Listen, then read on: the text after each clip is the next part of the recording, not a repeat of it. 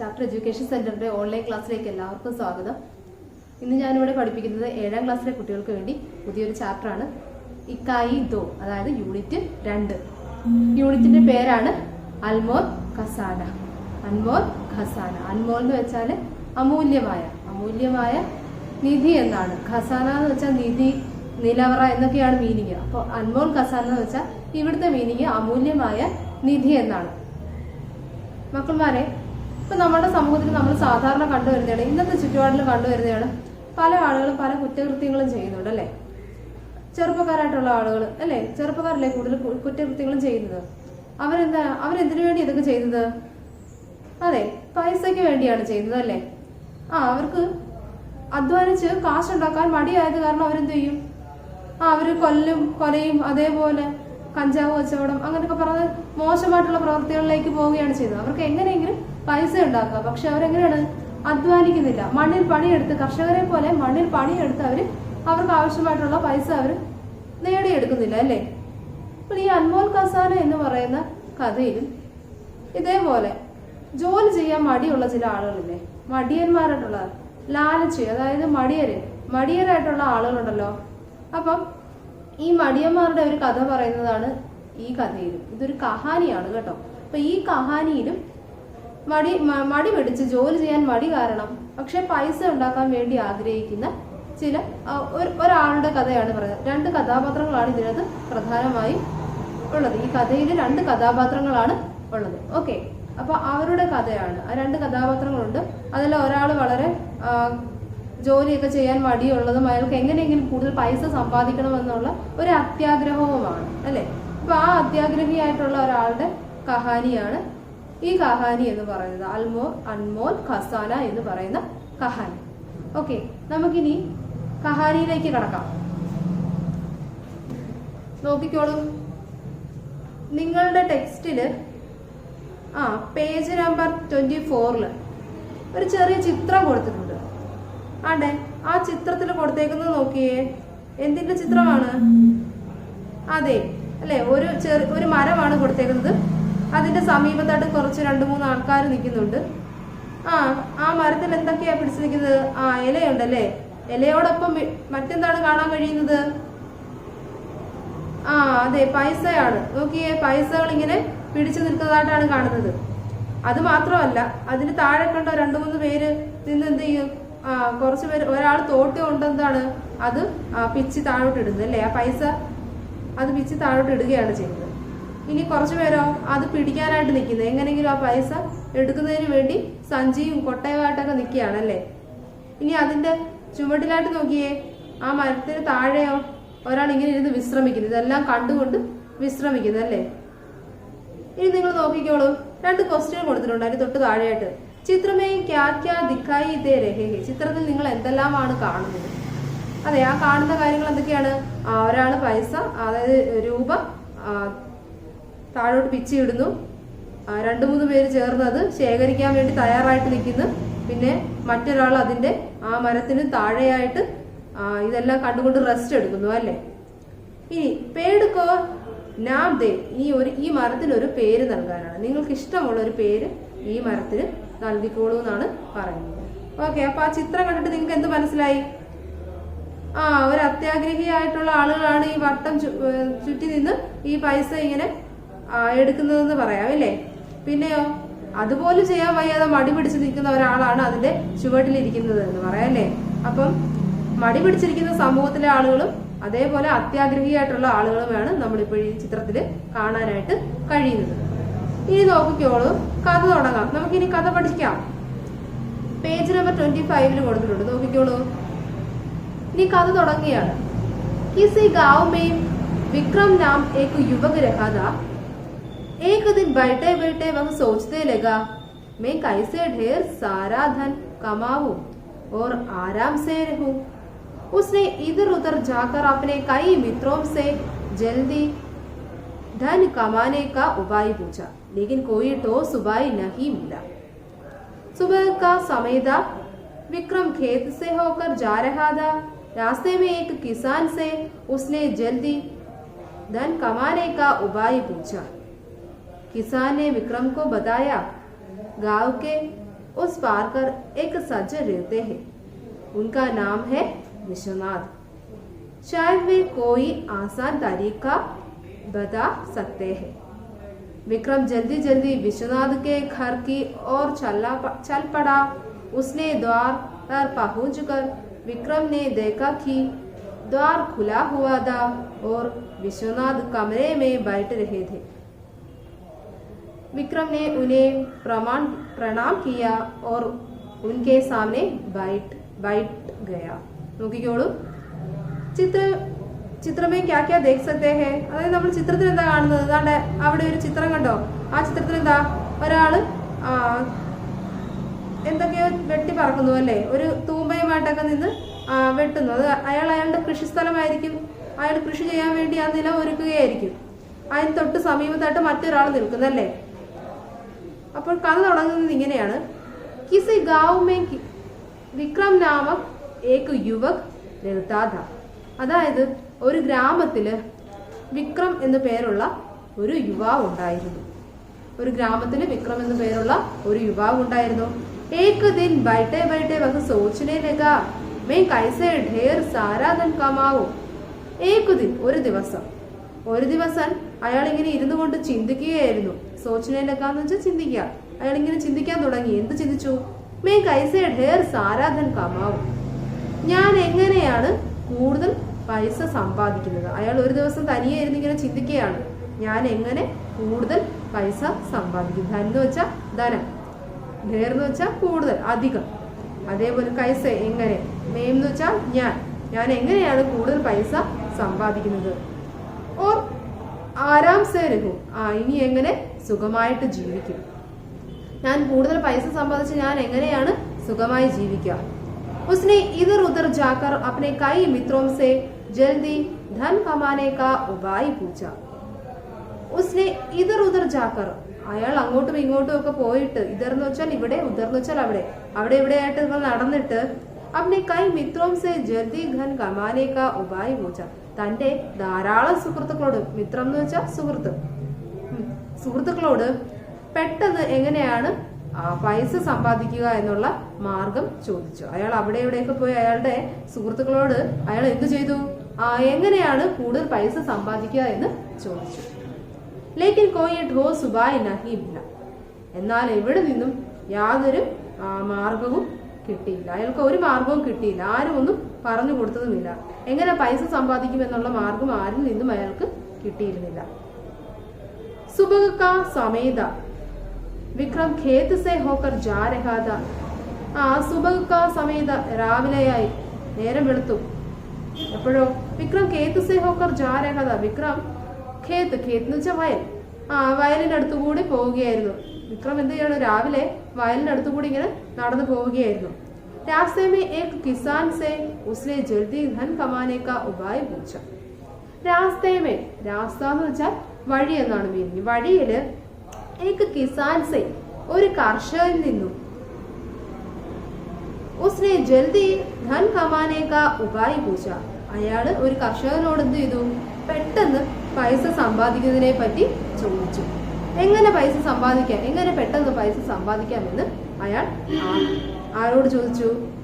ഏക കിസാൻ സേ, ഒരു കർഷകനോട് ചോദിച്ചു. കിസാനെ വിക്രം കോ ബതായ. കിസാൻ, ആ കർഷകൻ വിക്രമിനോട് പറഞ്ഞു, ഗാവ് കെ ഉസ് പാർ കർ ഏക് സജ്ജൻ രഹത്തെ ഥേ. ഗാവ് കെ ഉസ് പാർ, അതായത് ഗ്രാമത്തിന്റെ മറുവശത്തായിട്ട്, അടുത്ത കരയില്, മറുകരയിൽ ആരാണ്? ഏക് സജ്ജൻ രഹത്തെ ഹേ, ഒരു മാന്യൻ ജീവിക്കുന്നുണ്ട്. അതായത് ഈ ഗ്രാമത്തിന്റെ മറുകരയില് ഒരു മാന്യനായ വ്യക്തി ജീവിക്കുന്നുണ്ട് അല്ലെ, അയാൾ അവിടെ താമസിക്കുന്നുണ്ട്. ഉൻകാ നാം ഹേ വിശ്വനാഥ്, അയാളുടെ പേരാണ് വിശ്വനാഥ് എന്ന് പറയുന്നത്. ഷായദ് വേ കോയി ആസാൻ തരീഖ ബതാ സക്തേ ഹേ. ഒരുപക്ഷേ, ഷായദ് എന്ന് വെച്ചാൽ ഒരുപക്ഷേ വേ കോയി ആസാൻ തരീഖ, അയാൾ ഒരുപക്ഷേ ഏതെങ്കിലും എളുപ്പ വഴി, തരീഖ എന്ന് വെച്ചാൽ വഴി, ആസാൻ എന്ന് വെച്ചാൽ പെട്ടെന്നുള്ള ഒരു വഴി, അതായത് ഒരു ഈസി വേ അയാള് പറഞ്ഞു തരും എന്ന് പറഞ്ഞു. ഇപ്പം വിക്രം ഒരു ദിവസം രാവിലെ ഇങ്ങനെ ഒരു കൃഷി സ്ഥലത്തൂടെ പോവുകയായിരുന്നു, ഖേത്തിലൂടെ പോവുകയായിരുന്നു, വയലിലൂടെ നടന്നു പോകുമ്പോൾ അയാൾ ആരെ കാണുന്നു? ഒരു കർഷകനെ കാണുന്നു. എന്നിട്ട് ഇയാള് കർഷകനോട് ചോദിക്കുകയാണ് എങ്ങനെയാണ് പൈസ സമ്പാദിക്കുന്നത്. അപ്പോൾ അയാൾ പറയണത് ഗ്രാമത്തിന്റെ മറുകരയിൽ ഒരു മാന്യനായ വ്യക്തി താമസിക്കുന്നുണ്ട്, അയാളോട് പോയി ചോദിക്കാമെന്ന്. അയാളുടെ പേരാണ് വിശ്വനാഥ് എന്ന് പറയുന്നത്.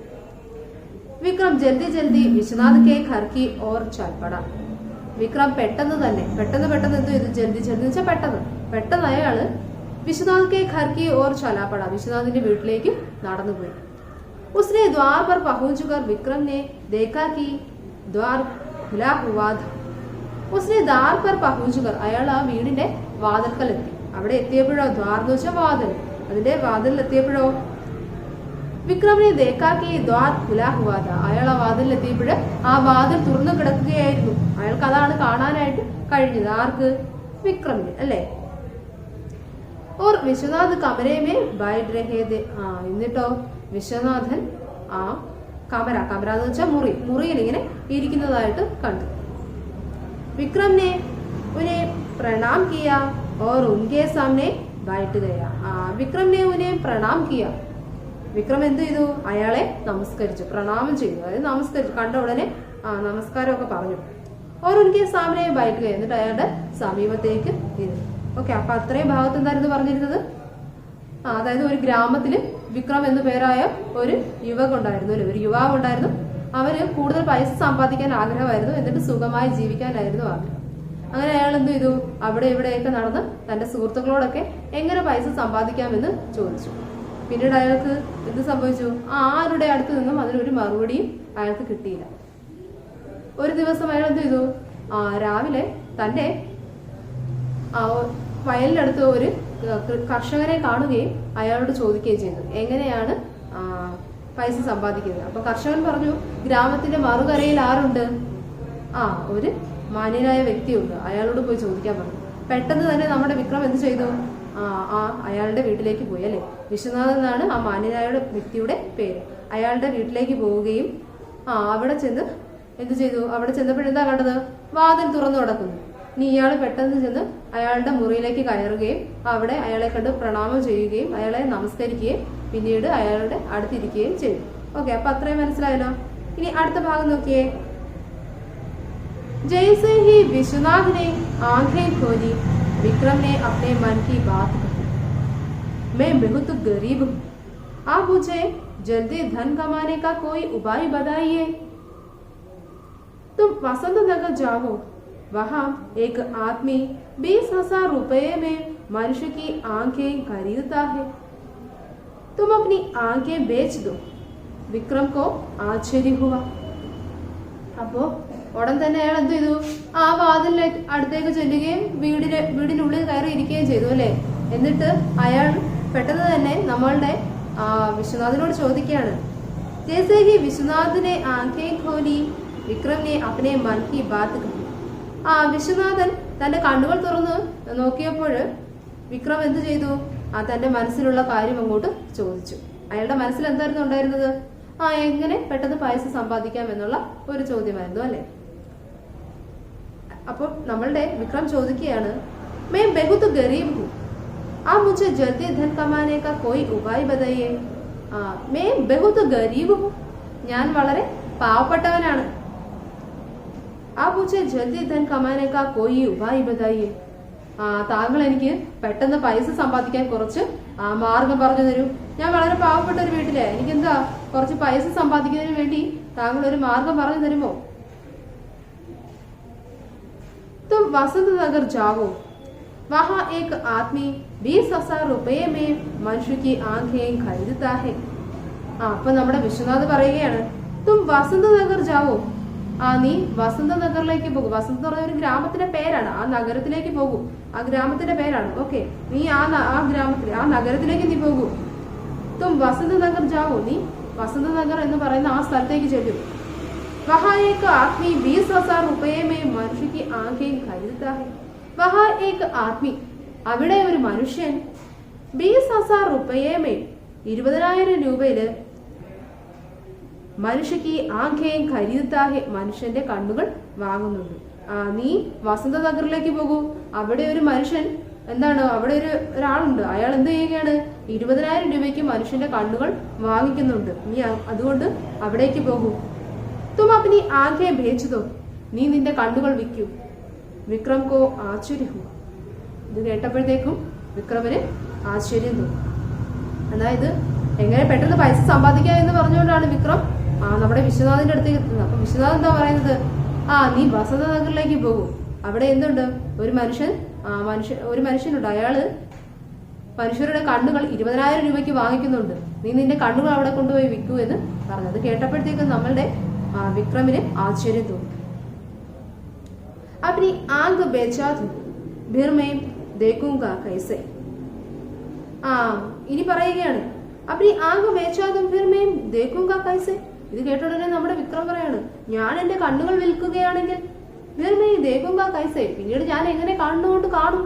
എന്റെ കണ്ണുകൾ വിൽക്കുകയാണെങ്കിൽ എനിക്ക് എങ്ങനെ പിന്നീട് കണ്ണുകൊണ്ട് കാണാൻ കഴിയും. ठीक है तो 15,000 में अपने दोनों पैर बेचा दो. ठीक है तो 15,000 में अपने दोनों पैर बेच दो. അതായത് 15,000 13 എന്ന് വെച്ചാൽ 15 15,000 രൂപയ്ക്ക് നീ എന്ത് ചെയ്യുക, നിന്റെ 2 കാലുകൾ, പയർന്ന് വെച്ചാൽ കാൽ, നിന്റെ 2 കാലുകൾ നീ വിൽക്കും. നീ ഒരു കാര്യം ചെയ്യൂ, നിന്റെ കണ്ണുകളല്ലേ നിനക്ക് വിൽക്കാൻ കഴിയാത്തത്. അതായത് കണ്ണുകൾ വിൽക്കുമ്പോൾ നിനക്ക് എത്ര രൂപ കിട്ടും, 20,000 രൂപ കിട്ടും. അങ്ങനെയാണെങ്കിൽ നീ എന്ത് ചെയ്യുക, നിന്റെ കാലുകൾ വിൽക്കൂ. 15,000 രൂപയ്ക്ക് നീ എന്ത് ചെയ്യുക, നിന്റെ കാലുകൾ വിൽക്കൂ. ക്യാ പയർ ബേച്ചാ തും तो चलूंगा कैसे. വിക്രം ഹൈറാൻ ഹുവ. അത് കേട്ടോടനെ വിക്രം എന്ത് ചോദിക്കാ, എന്താണത്, പയർ ബേച്ചാ തും तो चलूंगा कैसे, കാലുകൾ വിൽക്കുകയാണെങ്കിൽ എങ്ങനെയാണ് ഇനി നടക്കുന്നത്. വിക്രം ഹൈറാൻ ഹുവ. വിക്രമിന് എന്താണ് ആശ്ചര്യം വന്നു, ദേഷ്യം വന്നു. അയാൾ പറയുകയാണ്, ആദ്യമേ നമ്മുടെ വിശ്വനാഥിനോട് വെച്ചപ്പോൾ അയാൾ പറഞ്ഞു, നീ എന്ത് ചെയ്യുക, വസന്തനഗറിലേക്ക് ചെല്ലൂ, അവിടെ നിന്റെ കണ്ണുകൾ വിൽക്കൂ അല്ലെ, കണ്ണുകൾ വിൽക്കൂ. അവിടെ എത്ര രൂപ കിട്ടും നിനക്ക്, 20,000 രൂപ കിട്ടും അല്ലെ. പിന്നീട് അപ്പോഴത്തേക്ക് എന്ത് ചെയ്തു, നമ്മുടെ വിക്രം പറയുകയാണ്, എന്റെ കണ്ണുകൾ വിൽക്കാൻ ഞാൻ എങ്ങനെയാണ് കണ്ണുകൊണ്ട് കാണുന്നത്. അപ്പോൾ ഉടനെ പറയുകയാണ്, നീ എന്ത് ചെയ്യുക, അങ്ങനെയെങ്കിൽ നിന്റെ കാലുകൾ വിൽക്കൂ. നിന്റെ കാല് വിൽക്കുകയാണെങ്കിൽ നിനക്ക് 15,000 രൂപ കിട്ടില്ലേ.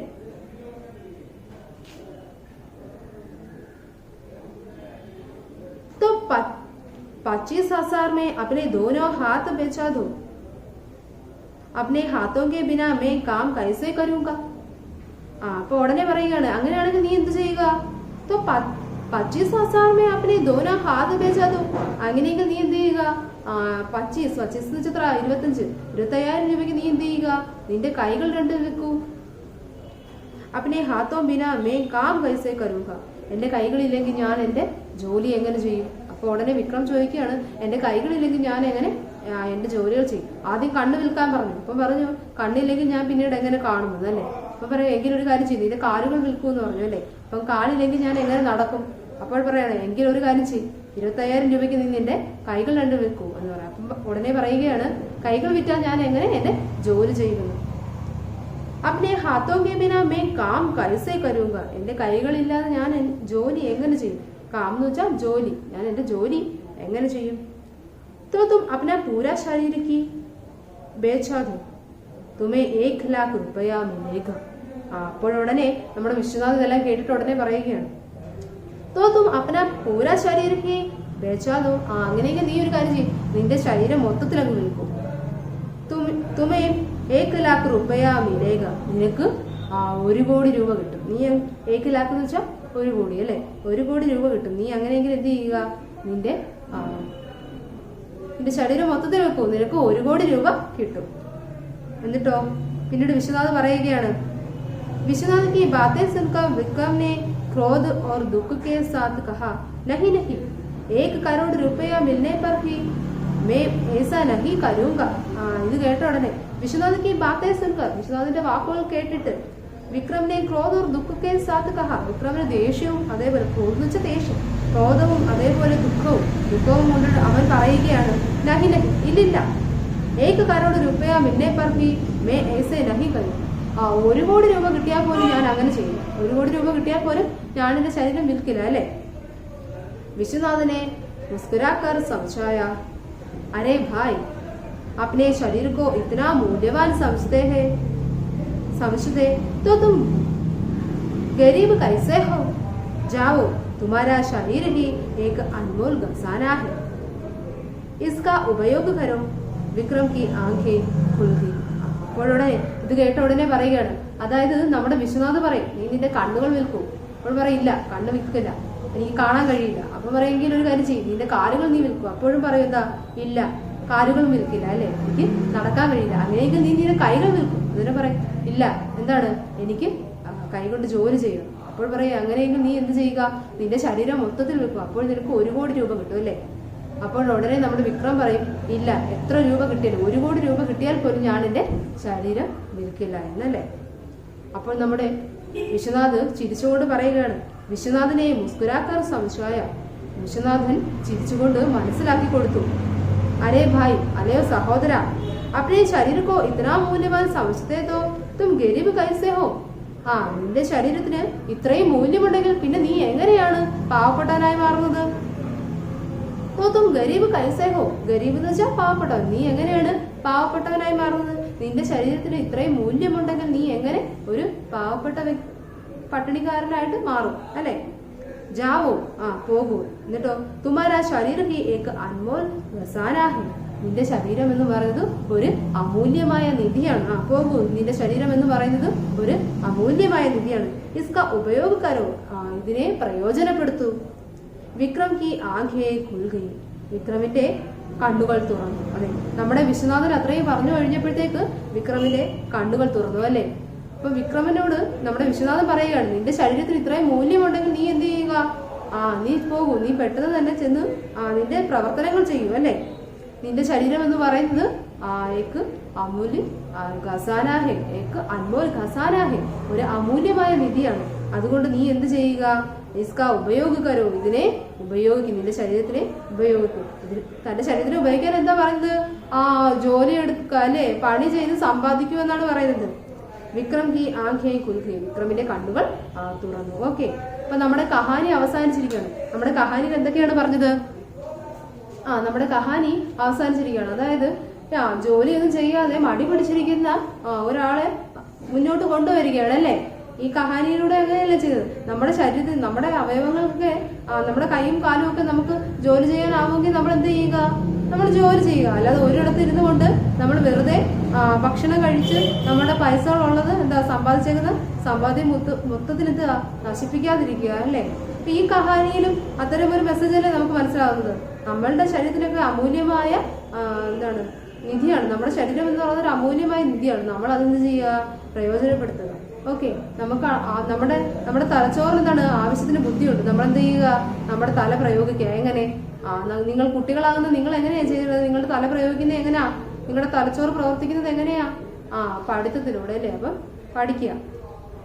അപ്പോൾ ഈ കഹാനിയിലും അത്തരം തന്നെയാണ്. ഈ മടി പിടിച്ചിരിക്കുന്ന സമൂഹത്തിലുള്ള ജനങ്ങളെല്ലാം എന്ത് ചെയ്യുക, മുൻധാരയിലേക്ക് കൊണ്ടുവരിക, അല്ലേ, സമൂഹത്തിന് മുന്നിലേക്ക് എത്തിക്കുക. അപ്പൊ ഇതിൽ നമ്മൾ പ്രധാനമായിട്ടും 2 കഥാപാത്രങ്ങളാണ് കണ്ടത്. ആരൊക്കെയായിരുന്നു? ഒരു കർഷകരും ഉണ്ടായിരുന്നു. എങ്കിലും നമ്മുടെ പ്രധാന കഥാപാത്രങ്ങൾ ആരൊക്കെയാണ്?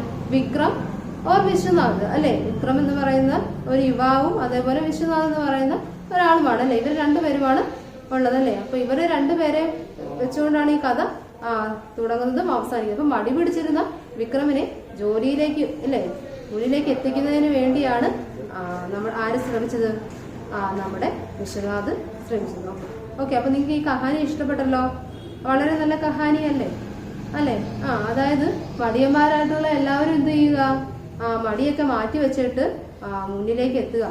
പഠിക്കാനാണെങ്കിൽ അങ്ങനെ, പ്രവർത്തനങ്ങൾ ചെയ്യാനാണെങ്കിൽ അങ്ങനെ, എല്ലാത്തിനും മടി പിടിച്ച് വീട്ടിലിരിക്കാതെ എല്ലാ കാര്യങ്ങൾക്കും എന്ത് ചെയ്യുക, മുമ്പിലേക്ക് വരിക. ഓക്കെ, അപ്പൊ നമ്മുടെ അൻമോൽ ഖസാന, അമൂല്യമായ നിധി എന്ന് പറയുന്ന ഈ കഹാനി ഇവിടെ അവസാനിച്ചിരിക്കുകയാണ്. അപ്പൊ കഹാനി എല്ലാവർക്കും മനസ്സിലായല്ലോ. അപ്പൊ ഇവിടുത്തെ അൻമോൽ ഖസാന ആരാണ്, അമൂല്യമായ നിധി ഏതാണ്?